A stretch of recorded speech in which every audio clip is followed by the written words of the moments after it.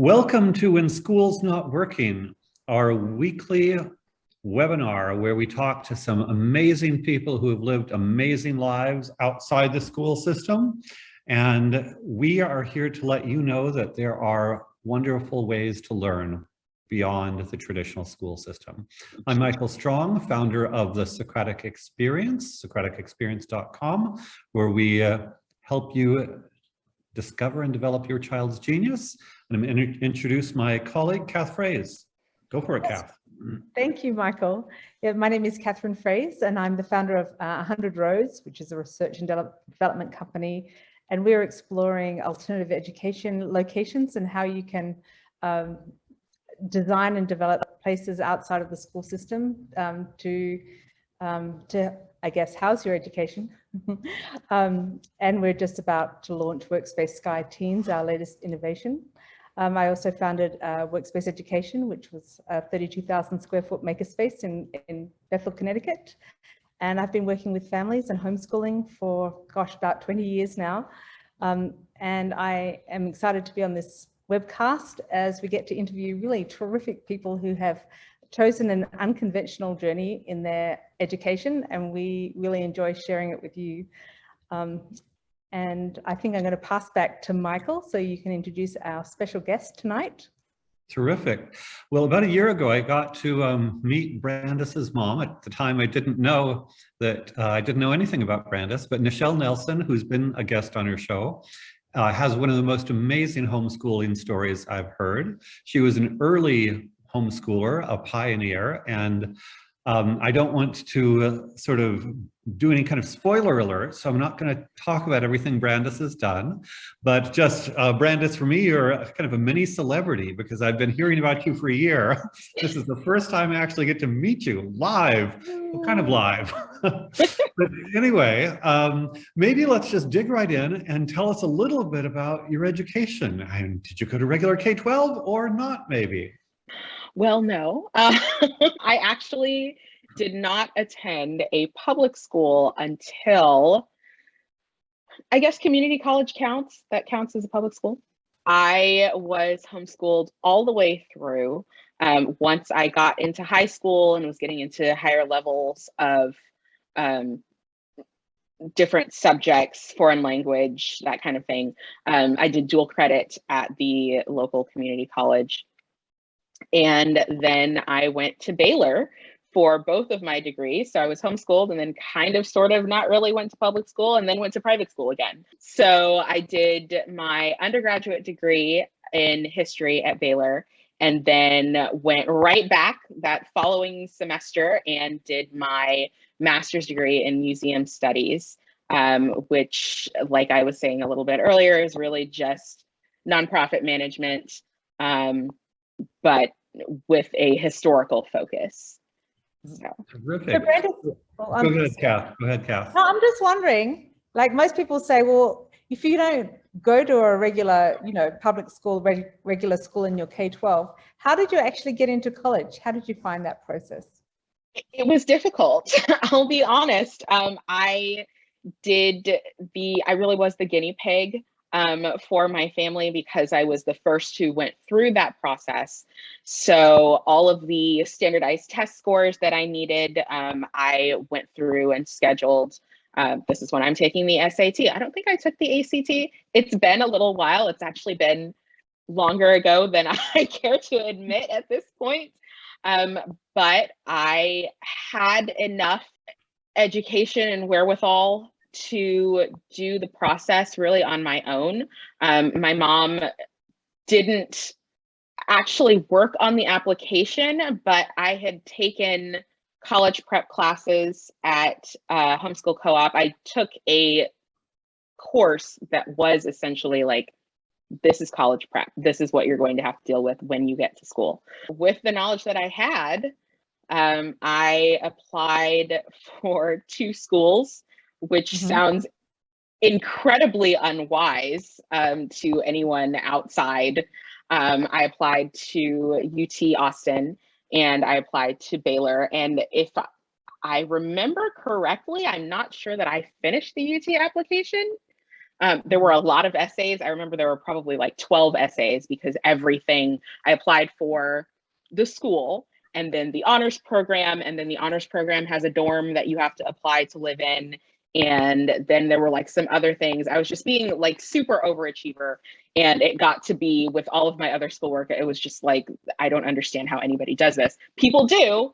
I didn't really want to be one of those people. So the other school that I applied for was Baylor. And I really feel like that was where I was supposed to be anyway, just because of the size. Well, the size at the time of the university, I think it's definitely grown since I was a freshman. Sometimes I look back and I wonder, because they say every year, this is our most academically advanced class. And so I wonder, I'm like, well, if I had applied today, would I have gotten in? But I got in when I needed to get in, and just went forward from there. Cool. I want to go back, and maybe you don't remember, none of us remember our young years that well, but do you remember a time either when people were kind of wondering why you were homeschooled, or when it was just so normal? I mean, was it either kind of part of normal for you to be homeschooled, or did people say, well, why isn't she in school? Do you remember kind of the early memories along those lines? Well, actually, I do have two separate sort of feelings about being homeschooled. So when my dad was in the military, he was in the Air Force. And so my earliest memories of being homeschooled were while we were in Okinawa. And we had such a great homeschool support system. We were on an island. Everybody who was homeschooling kind of knew everyone else. So we would always do extracurricular activities together. So any field trip, every homeschooler was going on that same field trip. And so there, at least, it was kind of a standard thing. I don't think, now that I'm thinking about it, I'm not sure that I knew anyone who went to the American government schools that were on the island. I knew other homeschoolers, and I knew kids who went to the school that our church ran. But I never felt weird for being homeschooled, because I knew so many other homeschoolers that were my age. Once we moved back to the United States, it did get those sort of stereotypical attitudes that you normally see pop up when somebody says that you're homeschooled, especially once you get into higher grades and you've got cliquishness and all the things that come with being an adolescent, or specifically a teen girl. I would get snarky comments, oh, she's homeschooled, she's homeschooled because she can't handle being public schooled. But that attitude in particular, I remember a girl who would always say, she would jump in any conversation that I was introducing myself in, and I would say that I was, whatever, and she would jump in and she'd be like, yeah, she's homeschooled. This same young lady who went to the middle school and high school that I would have gone to if I had been public schooled. I went to her house one day and she was in tears because her dad was yelling at her for not knowing where the capital of the United States was. I didn't think that wasn't common knowledge, just because I had the curriculum where you learn the songs of all of the states and all the state capitals. And plus my dad is very much a geography stickler. So that's something that I've known, since I was a little kid. But that sort of attitude of, oh, I'm going to criticize your level of education, even though, this is what I'm getting from the local public school. We definitely did encounter that. Wow. I mean, that's fascinating. I've heard a lot of homeschooling stories, and by the way, I know that girls in particular can be mean, but I'd never heard of that kind of thing, especially, adolescent, middle school sort of level. Girls can be really mean, but I'd never heard of that. Kath, have you heard stories like that where other kids, and maybe especially girls, are mean to homeschoolers because of that? Well, I don't know if it's just mean. I mean to homeschoolers. I just think that it's a time where they're trying to prove that they're, that they're okay. that's the birth of the social being, according to Montessori. So they're out there, I guess, you could say putting on masks or trying to work out what persona that they want to enter the world in to be popular. And, you know, one of the ways they try it is to, you know, to put other people down to lift themselves up. And yes, I've seen a fair bit of that, but I also feel like, you know, in a public school situation, when you're forced to be with the same people over and over again, those traits that you find in, you know, that seem to be quite common around that age tend to be concentrated. Like we didn't see it in mixed age groups in homeschooling so much. It was, but, you know, I was a middle school teacher, so I saw it and I experienced it as a teen myself. So, and, you know, I was trying things out too to try and become popular. So, I think it's something that we, you know, that the actual environment makes worse. And I'm really sorry that, you know, you were subject to this, you know, and I think in the general, yes, I think in the general population, you know, they think, or a lot of parents would think, well, you know, this is what struggle's about, and, you know, you've got to learn how to cope with all these things. But, you know, I've seen a lot of instances of this actually really scarring people, and, you know, they're working it out in the mental health realm, you know, during their 20s, and, you know, I think it's an unnatural environment for teens to be in. So I'm happy that you weren't in that and that you had, you know, enough internal backbone, which I think this is what homeschooling, and this is what I've seen prevalent, is that in homeschooling families, when, you know, you can talk to parents, you can talk through these things. And I see kids developing really strong backbones and a really strong sense of self so that they can cope with these kinds of interactions without having to develop coping mechanisms. Was it a big deal for you, Brandice, or a little deal? How big of a deal was it? Was it just like an occasional, that's weird, or was like, these kids are really horrible? I know you're such a nice person, you would never say that, but yeah. It depended on the day, because, you know, I'm experiencing this and I'm a teenage girl too. There were some days where I was like, you know, whatever, that's not relevant. And then other days where I felt like the odd one out. You know, maybe I should be going to public school. What do they have that I don't have as a homeschooler? But I will say that feeling was very few and far between. I'm sure, having talked to my mom, you already know that we were literally in everything. I mean, I never really had the opportunity to be like, oh, I'm homeschooled and I'm bored, I don't have anything to do. Whether it was Girl Scouts or martial arts or teen court. I was in teen court from 12 up to 18. Regardless of what the extracurricular activity was, I never had the feeling that I wasn't able to be around people or that I couldn't interact with people. Even, I think, as a military brat too, you know, there's always going to be another person. People roll around every 2 years. So if I don't happen to assemble a friend group on this go round, like, somebody else is going to be there tomorrow. It's not going to be, you know, oh, I'm always going to be alone and I'm never going to have anybody to relate to. So I think that really did help me, even in the midst of being a teenage girl, that really did help me to sort of get through those years. Mm-hmm. Do you think that, you know, your younger sisters obviously came after you, they're younger. Do you think it was easier for them, either because homeschooling had become more acceptable or you were a role model, or can you tell? So I definitely do. I do tease her a little bit. I'm like, you know, you came last, so you didn't have to, I don't want to say figure anything out, because she's on her own path. She does her own thing. She is our, I guess, resident family politician, which, like, nobody understands where she got that from.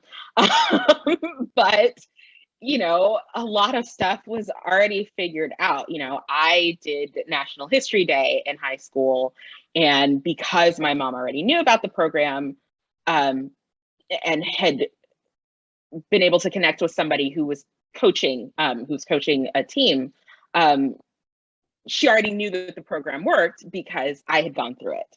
So it was a pretty easy call to be like, I know, how this works. I know what's necessary. Let me get her in with other people who are also doing it, so that she has a different personality than I do. She is very much the social butterfly. I am not an extrovert, but I play one on TV. So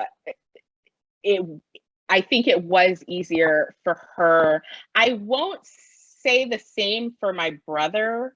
And I was actually having a conversation with a friend of mine who was also homeschooled, that the homeschooling experience for guys is different than it is for girls in a lot of ways. And, growing up and thinking of like the homeschool guys that I knew, maybe, I don't know, maybe it was just like a teenage guy thing, but like they could have used that extra socialization that people talk about. And, I can say like, well, my brother turned out fine. And I don't know if that's because I have a bias. But even with him, we all ended up going to Baylor. But he already knew, just based on my experience from applying to my experience as a student, that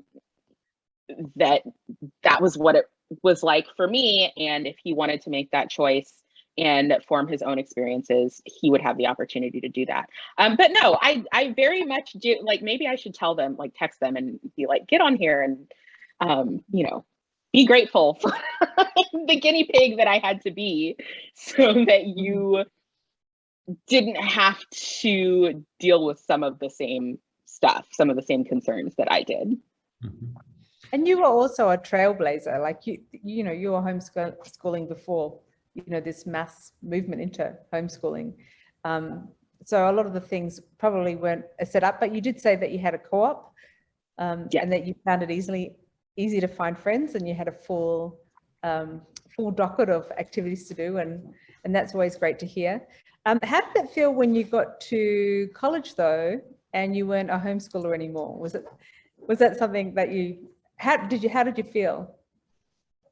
So it's funny that you use the phrase "not a homeschooler anymore," because I don't know that I've ever actually outgrown that. I think that's still very much a part of my identity as a person.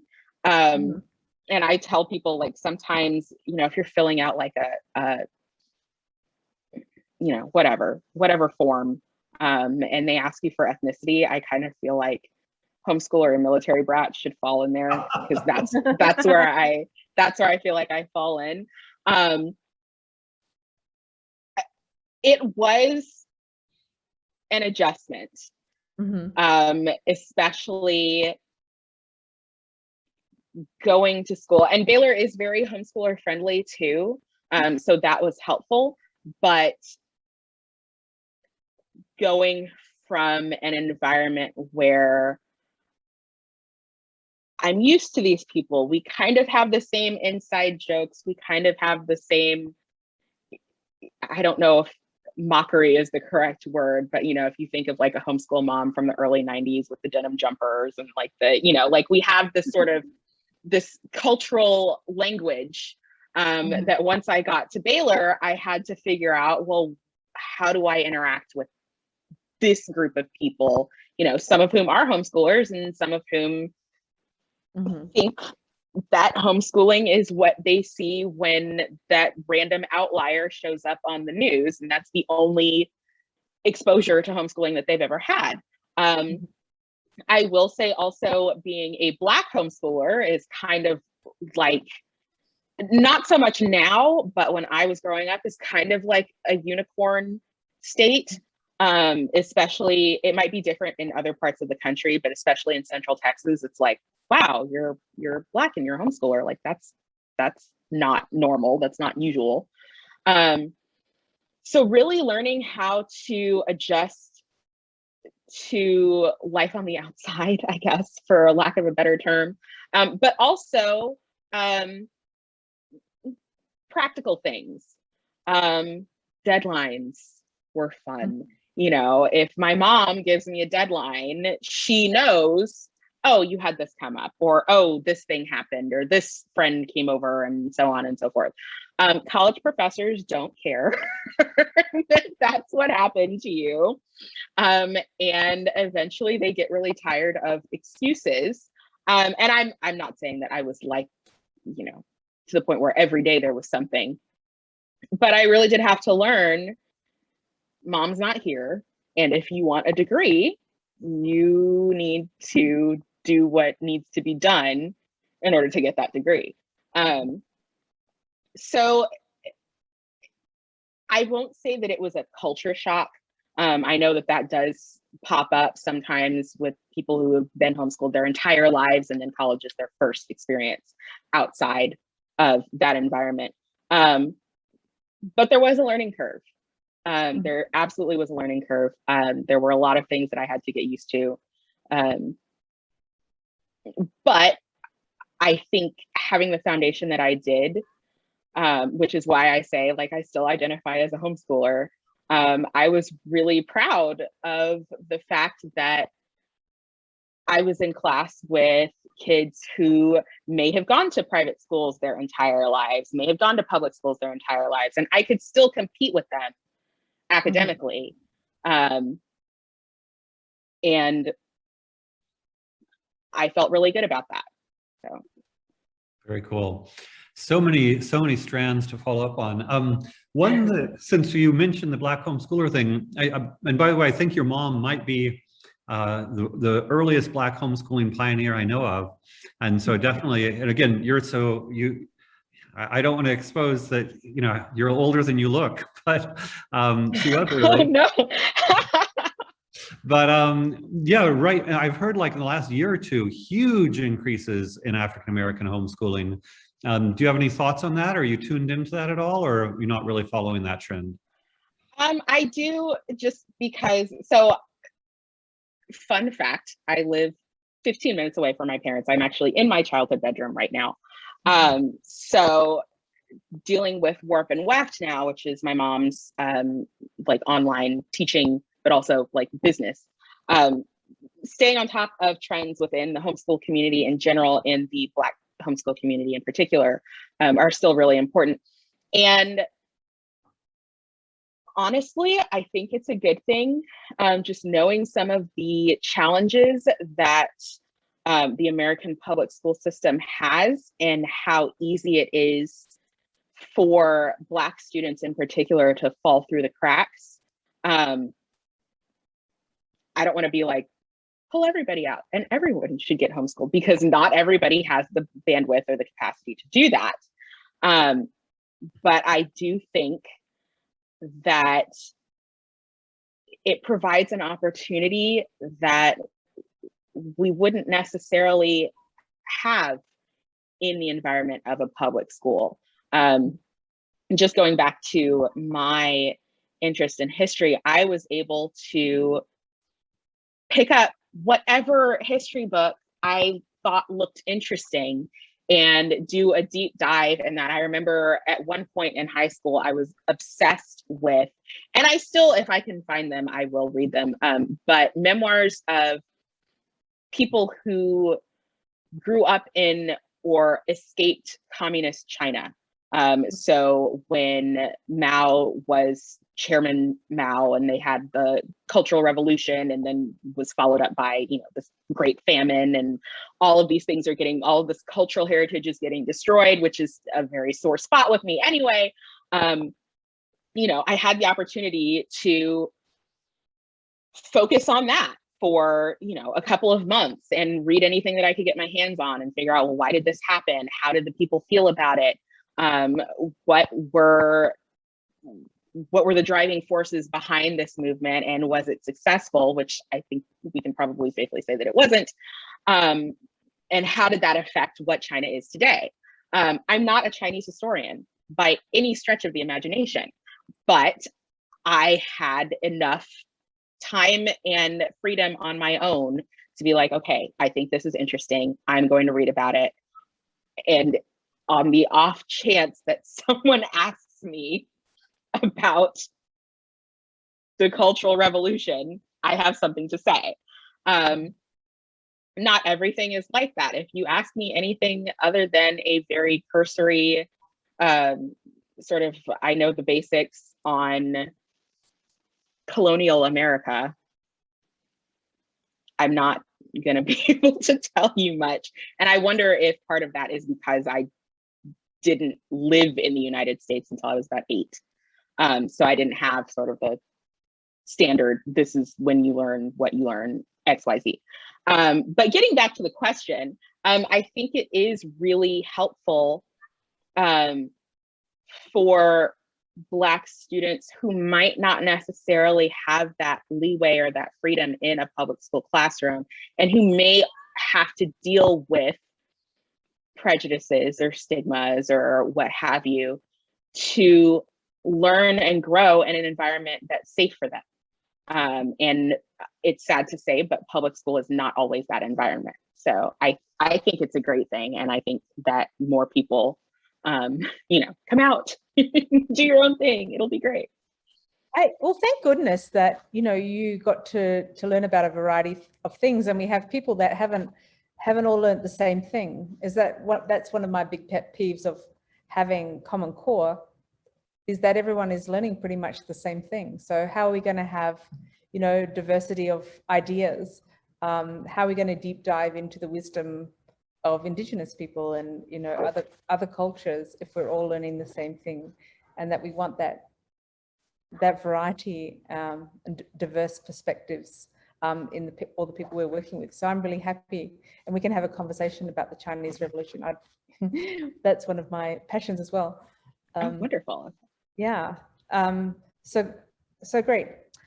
So when my daughter, who was homeschooled, went to school, during her high school years, she was thinking, well, all the kids are over in that big building over there during the day. And it sort of acted a little bit like a magnet to her. Like, she was very, very curious of going back and seeing what they were doing inside that big building. And, of course, that's where all the boys were. And, she got kind of interested in meeting some of them. I'm just wondering, like, were there times when you wanted to go back to high school, or you might have tried high school, or were you happy during your high school years homeschooling? That is a very multi-layered question.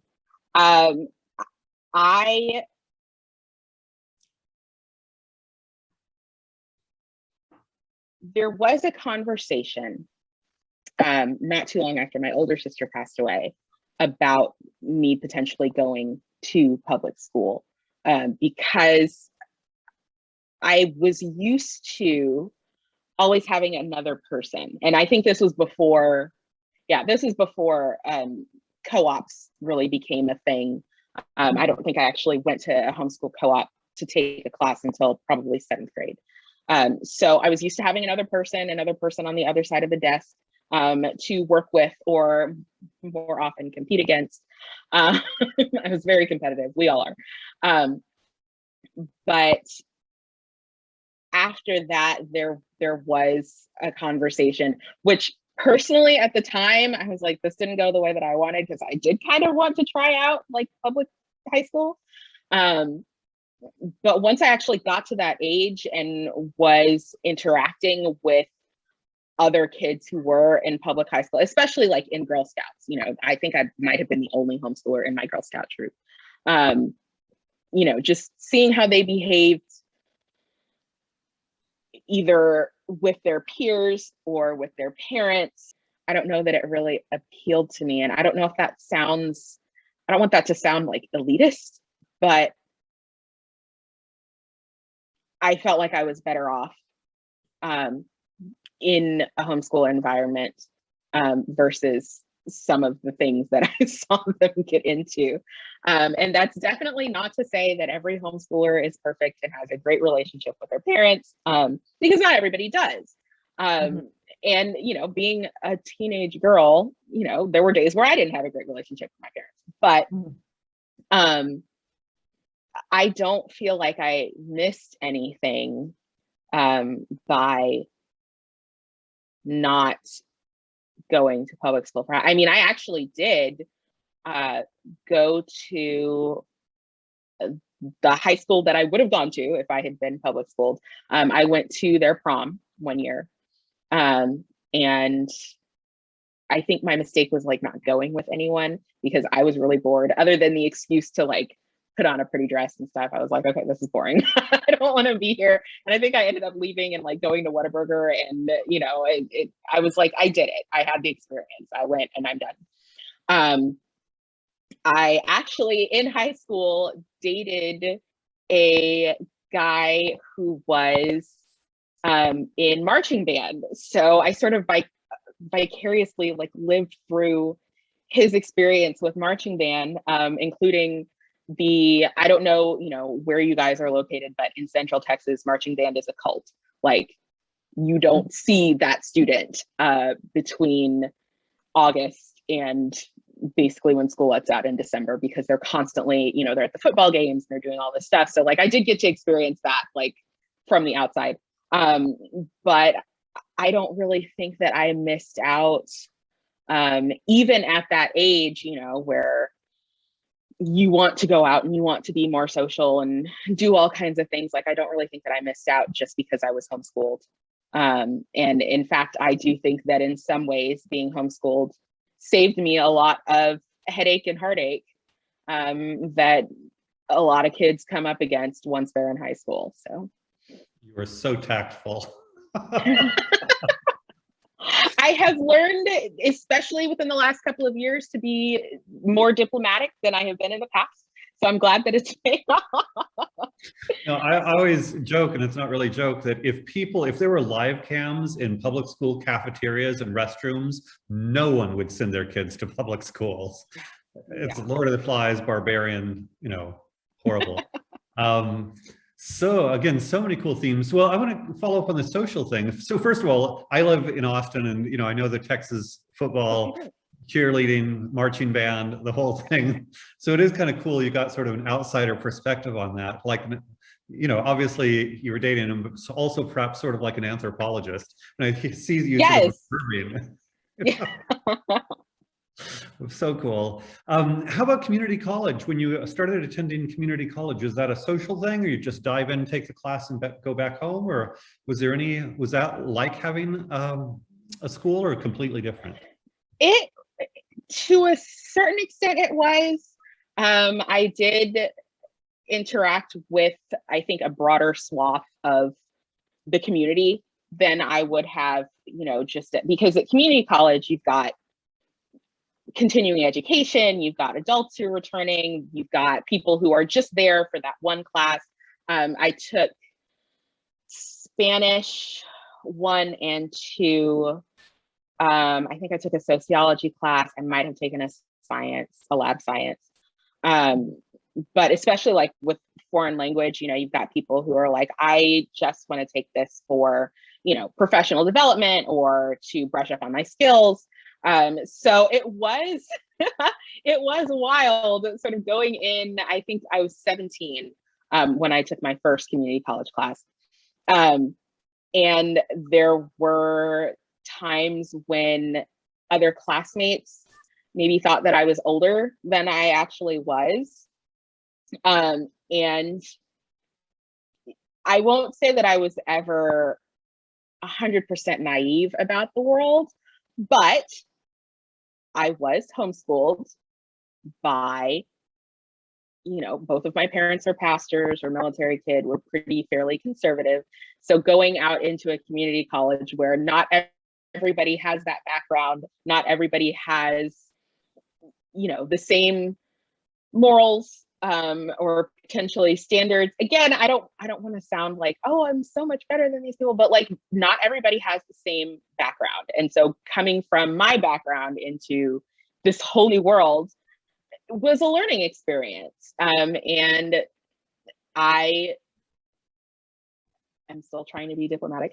I had to grow up a little bit, enough to be a little bit more worldly wise, which I think did help going into going to Baylor, going from community college to Baylor. So I already kind of had that exposure to, this is a different group of people. This is a different slice of humanity, if you will.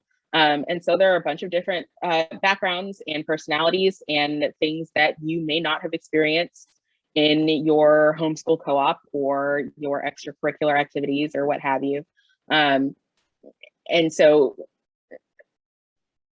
really figuring out how to deal with other people. It's not like I didn't already know how to interact with people. It was just icing on top of the cake, I guess we'll say.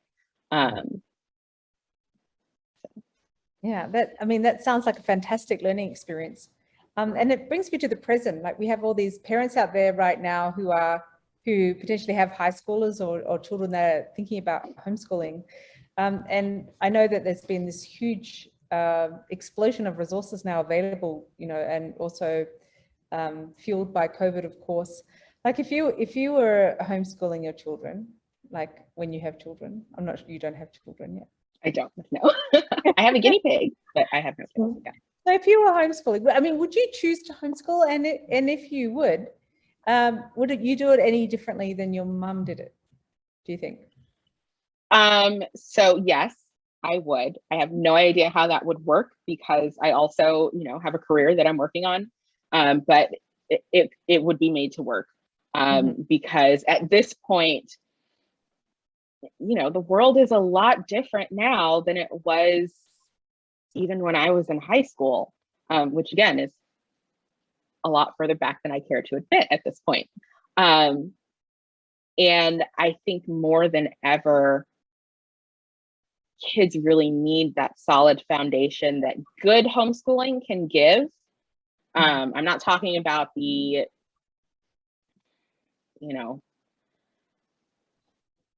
what's the word? Sort of the stereotypical things that you hear about on the news about homeschoolers. I mean, like, real, solid, engaged homeschooling is something that I think benefits every kid. And I will say, I think a lot of parents who had to have their kids at home over the past year will probably realize, like, hey, I can actually talk to my child. Like, this is something that might work for me. Let me just continue. Why do I have to send them back if I can make this work? As far as doing things differently, I think that's a question that I would have to answer once I actually had a kid. At this point, my baseline is, well, this is how my mom did it. Every kid has a different personality. So if I have a child who doesn't fit into the 4 personalities that I actually saw my mom homeschool, then I'm going to be like, well, let me figure something else out because what we have right now is not working. But at the end of the day, I think maybe even that, she adapted her homeschooling style to every child that she had. And so even if I don't happen to use the same curriculum, I think I still have, a trauma response to any Saxon math book.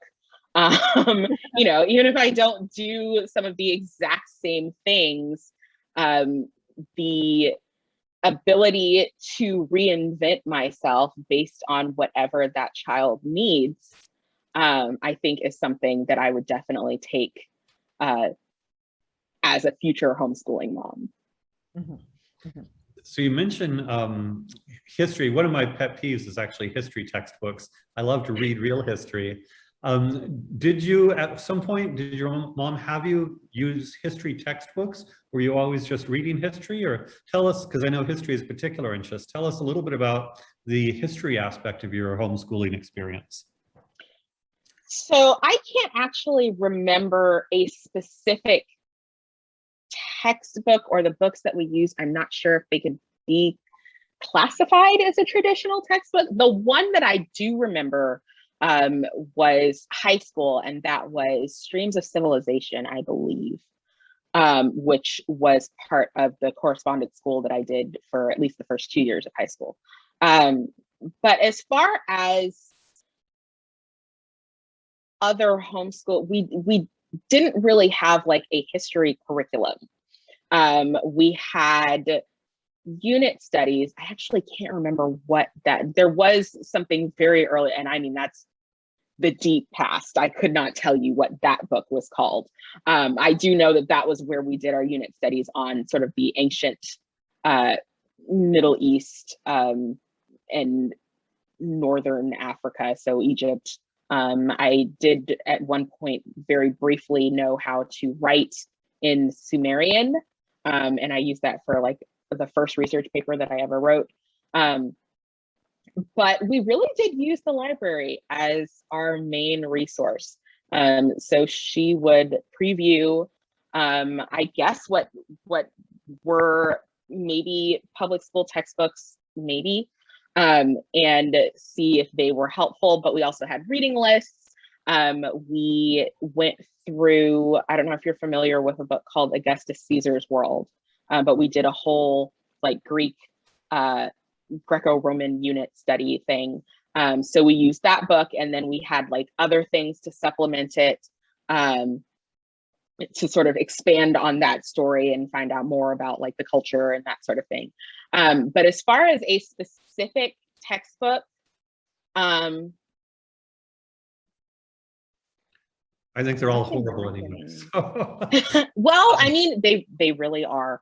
And especially, you know, being in Texas, and we know the huge fights that are going on over Texas history right now. So I actually did part of Warp and Weft. I taught Texas history last year. And I just finished, I taught Texas history. I worked for the state for 4 years. I just finished a very controversial book that just came out, called Forget the Alamo, that has everybody's hair on fire. And it really is I won't say it's an academic examination of the way that Texas history is taught, but it does make some valid points about the content of Texas history textbook. I mean, and I'm talking specifically about Texas history. World history, US history, that's a different animal. But within the field of Texas history, the glaring omissions of specific cultures, of the contributions of Native Americans and African Americans, and the real reasoning behind some of the conflicts that we sort of hold up as great Texas myth. I mean, it's a whole different conversation that I could get into at a completely different time. But suffice it to say,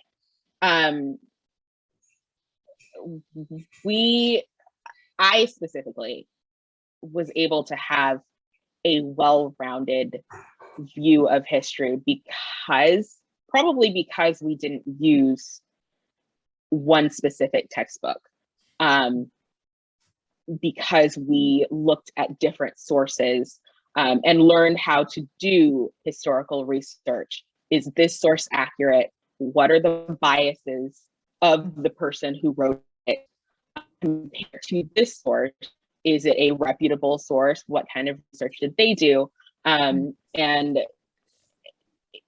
having those skills, I don't think I would have gotten just from using your standard, here's a textbook about US history. You know, I don't think I would have had that. Yeah. So just to make you, by the way, feel much better, when you mentioned earlier that you were concerned maybe you missed something vis-a-vis colonial history because you weren't raised in the US at the time. One of my favorite data points regarding, this is government rather than history, but only 23% of Americans can name the 3 branches of government.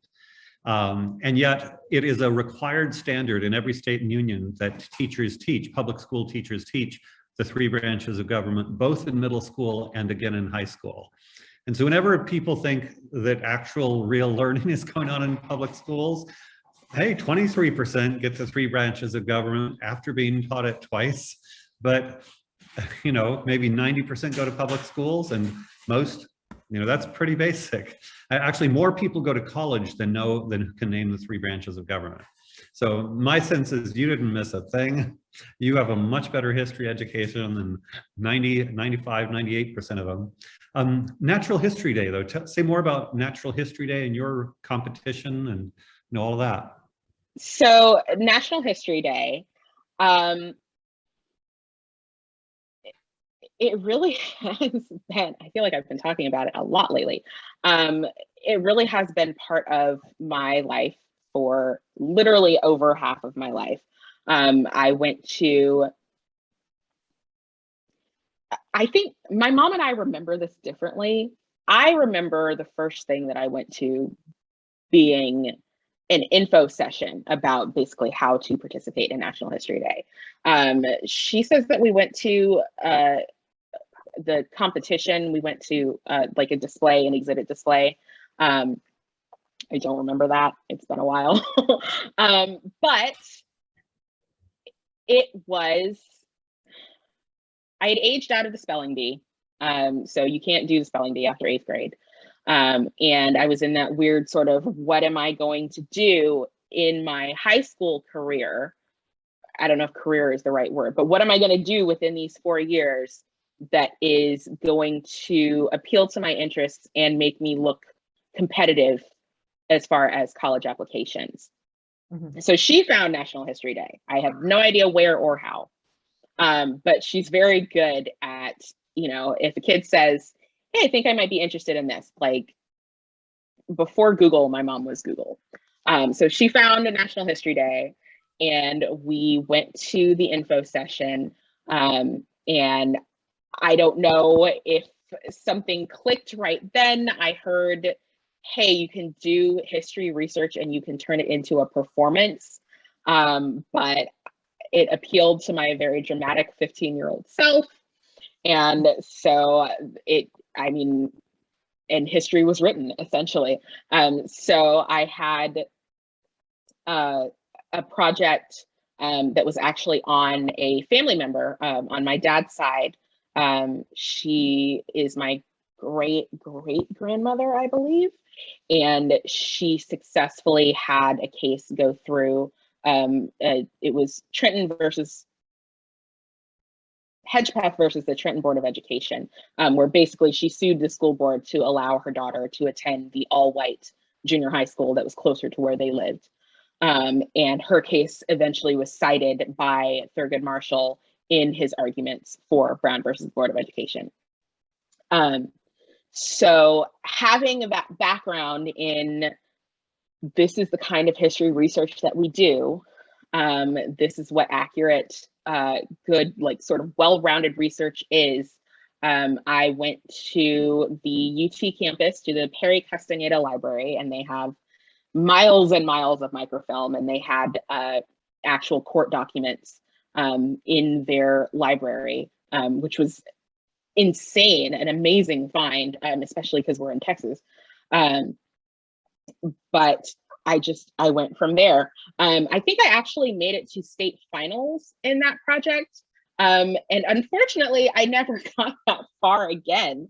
But I loved the program so much that I knew that that was something that I wanted to be involved in, even when I couldn't compete anymore. So when I was in college, Baylor actually hosts the regional affiliate contest for that area. And I started volunteering with the coordinator at the time. I started judging, and it's a lot easier to judge when you're several years older than the students versus trying to judge a high school senior when you're like a college freshman. So I had that, a little bit of that distance. And I just continued to work with that affiliate. And then it was my first job out of grad school. I actually ran that contest. And I've been involved in NHD ever since. My little sister took her class. They had like an NHD class because it was a group project. But because it was a performance, I actually went and helped coach.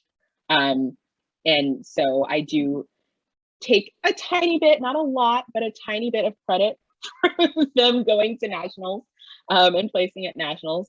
So now I actually am, it's funny, I'm actually contracted with NHD right now.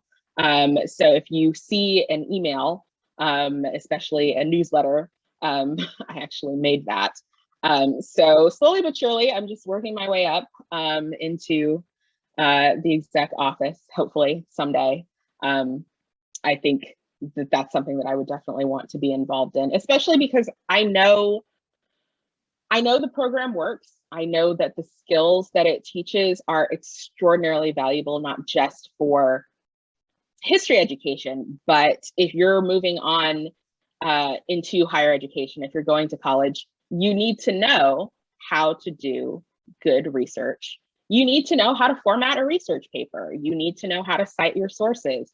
So all of these things, interviews, when we're in person anyway, you have to do an interview with a judge for your project. So all of these different skills that you get as an NHD student, I think are extremely valuable, even more so if you're homeschooled, because you have the opportunity to really hone in whatever your topic of interest is,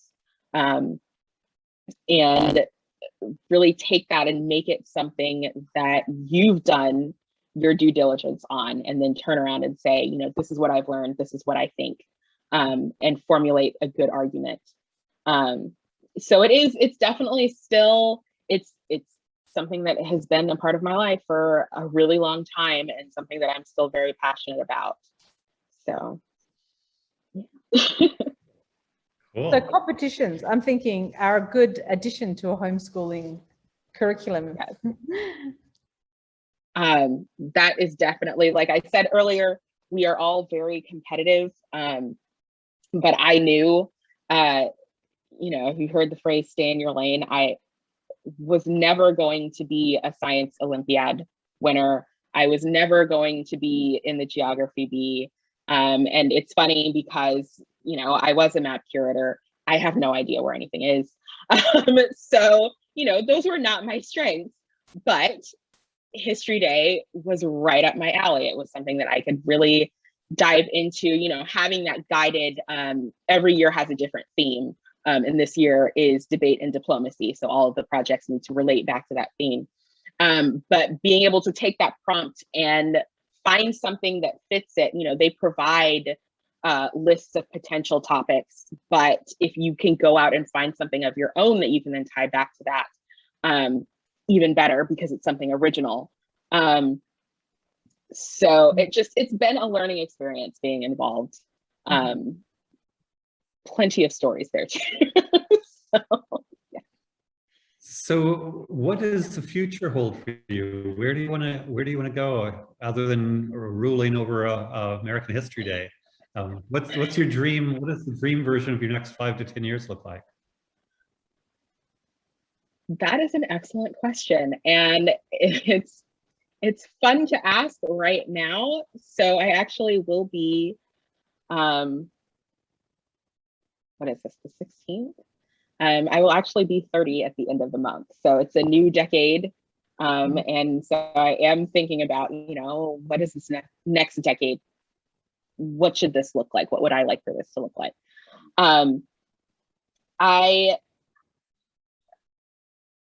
Like I was talking about earlier, I am looking at sort of nonprofit involvement, nonprofit management, because that is a transferable skill. I work a lot with nonprofits, just in general. Like my login was my junior league login. I'm in the Junior League of Austin. I'm currently the bridge essentially between the Austin nonprofit community and the league's resources. So anytime somebody has a question, it goes to my inbox. I'm also on the board of a nonprofit in Central Texas called Camp Agape. It's a grief support. We've got a couple of different programs. So we have camps. We have a 5K at the end of the month. We're just starting a program for grief counseling in schools. And it was a program that I benefited from when I was a kid, and then came back and ended up on the board. So I already work a lot within the nonprofit community. And am thinking, you know, maybe this is something that I need to get more into, especially since I already have a good foundation for it. I I can't speak too far into the future because I'm not sure. At the moment, I don't really have any plans to go back to school. But I do want that element of history to be there. It is getting really difficult within the state, unless you're homeschooled, which is another selling point for homeschooling. If you'd like your kids to learn the truth, the whole truth, and nothing but the truth, as it pertains to history education, then maybe Texas public schools right now are not the best place for that to happen. It is difficult to be at this point, not a professional Texas academic, but to have all this knowledge floating around in my head and not be able to tell the whole truth about it in a public school setting or a government setting. So it really does help, being in Warp and Weft, that if I'm teaching a Texas history class, you're going to get all the history I can cram in there. You're going to get the facts and the stuff that you wouldn't learn in the traditional Texas history class, where the textbook is like, that big and covers basically nothing but mythology. So tell us about those classes. Are these classes that our audience could potentially sign their teens up for or children up for? Absolutely. So Texas history, one of the great things about homeschooling is that grade levels don't matter. So in Texas, traditionally, you do a 4th grade class and a 7th grade class.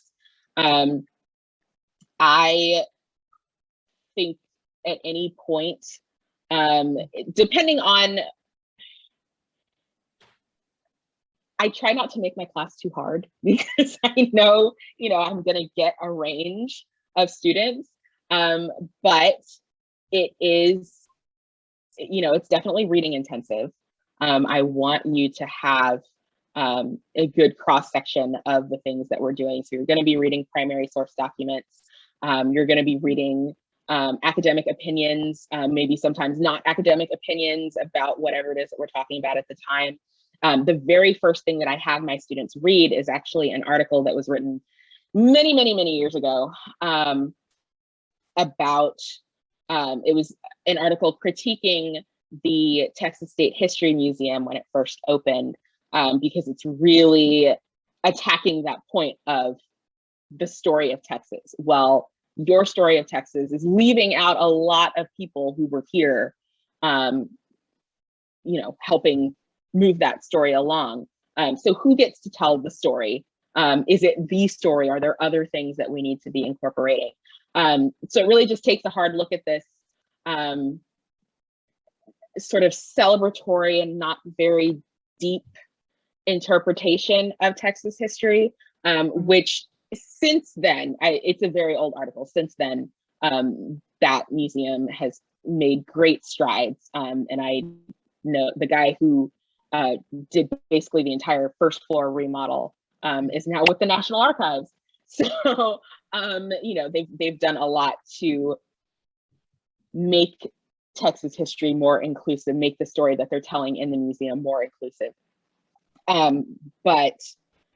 So there's that class that is Texas history in all its glory or perhaps lack thereof. And I don't want people to come to my house and be like, oh my gosh, what are you doing? I love Texas. This is the only state I've ever lived in. But I feel like we should be able to take a good hard look at the things that we love and say, not everything is perfect. And we need to address that. The other class that I teach is actually National History Day coaching. I am trying to get students to the national competition, but that's not necessarily the goal. If you come out of my class and you only get to regionals, but you've learned how to analyze a historical document, we've done good. If all you get is, this is how I properly cite sources in a paper, cool. We'll just keep coming back and keep working on it. Mm-hmm. If you get to the national competition, awesome, because that makes you look good, that makes me look good. But the most important thing is that you're learning these skills that you're going to need in whatever you end up going into. So those are the classes that I'm teaching. We also have US and world history. There is a history of Black entrepreneurship class, and all those are taught by my mom. And then my sister, I don't know what kind of time she has to teach. I think she is teaching this year, but she actually teaches US government, an advanced US government class. So it really is all humanities, social sciences. We leave the math and science to the math and science experts, because none of us wants to dissect or add anything. So, and what website people can visit to sign up? It is Warp and Weft History, and I feel absolutely terrible that I can't think of the website domain off the top of my head. I don't put anything on it. She puts everything on it, and I show up and teach. Hang on one second. Let me see if I can pull it up. That's okay. Here. We can Google. We're all. It's Google. Yes. Warp and Weft. We could. It's Warp and Weft. It's warpandwefthistory.com. She's also on like all of the socials. I don't know if she has a Twitter handle, but she's also on Instagram and Facebook. So. Cool. Well, we're running out of time. We're actually a minute over time, but Cass, go ahead and ask the weekly Cass question. Oh, so, you know, I'm really interested in what you feel you might have liked to have out in the community as a resource in your town as a homeschooler. Like, what did you feel you could have used that didn't exist? It's a hard question. What would you like? What could we do for homeschoolers to make it a better experience for them during their schooling or educations, learning journeys? I mean, that's a really fun question to ask a 90s kid, because I remember when Google was not a thing.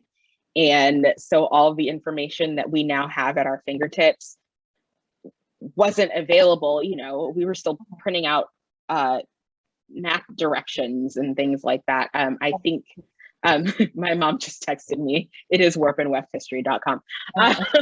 So you've got everything you needed from your town and from your homeschooling groups and competitions. I think, if anything, it's a thing that I had, but especially now that we're kind of all virtual right now, is a thing that definitely needs to be at the forefront of anybody's homeschooling endeavors. You absolutely need community. And I think as I got older, you know, when I was younger and we had our homeschool groups in Japan, we had a fantastic homeschool group when we first moved here. Chiax, I think it was called. That was just, you know, it was homeschool moms. I think the homeschool group that I'm thinking of predates the homeschool co-op that exists now. And homeschool co-ops are fantastic. They're really great resources. That's how I my graduation ceremony was through the homeschool co-op that I attended. But I think that sense of community that we had with the homeschool group before we got all of this, turning it into a business essentially, I think we lost a little bit along the way. And so just making sure that you're plugged in with your people. Not every homeschooler is the same. You know, you've got like the ultra conservative homeschoolers on one side, you've got like unschoolers on the other. Like wherever you feel the most comfortable within your homeschooling experience, like that's what you need. And I think when I got older, my sort of late middle school, early high school, like we didn't really have that as much. And it could have just been because, you know, we were everywhere and I had stuff, my brother had stuff, my sister had stuff. But yeah, like making sure that you still have that community that you can rely on when you have questions or concerns or whatever. Like, I think that's really important. Awesome. Cool. Well, I just want to say before we check off that I think that you should start your own school at some point. I think that I'll put that as a little seed to let grow and blossom over time. And the Warp and Weft with your mom and your sister is kind of maybe a seed of that. But you're competitive, ambitious, I think that's a thing. So, but so nice to have you this week, Brandice, and so Thank much you. gratitude for your articulate, thoughtful comments. And yeah, I'm Michael Strong, founder of The Socratic Experience with When School's Not Working, and Kath Fraze, my co-host. Matt Barnes, our other co-host of The Education Game, is missing in action tonight, but we all need a break. So join us next week. There we go, exactly. Yeah. Thank you, thank you. All right, thanks everybody. We'll see you next week. All right. Bye-bye.